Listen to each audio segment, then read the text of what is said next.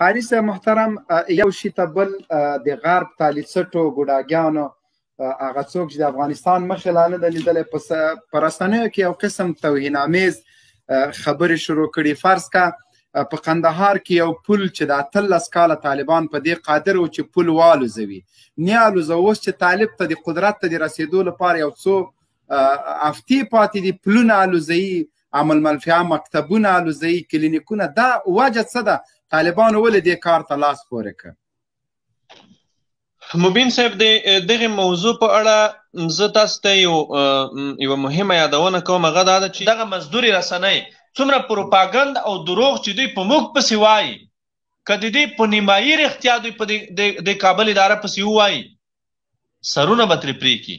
موږ دوی ته وایو چې د موږ د حوصله، د موږ بندوباري، د موږ د زغم، د موږ د تحمل نه تاسې غلطه استفاده کوئ. زه تاسو ته د پژواک راپور رااخلم.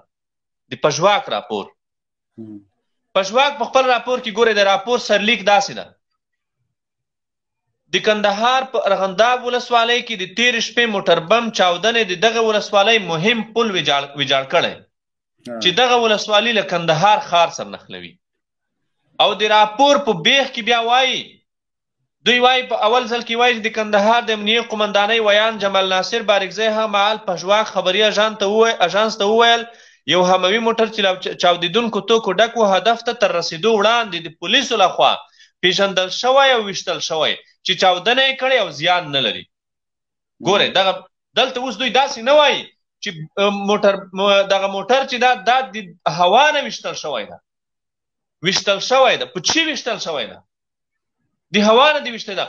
موټر په پل روان ده. ولې په پل؟ ولې پرېږده چې دا موټر د پل نه هغې خوا واوړي یا د بلې خوا واوړي. ولې موټر په پل نه روان ده ته یې ولې؟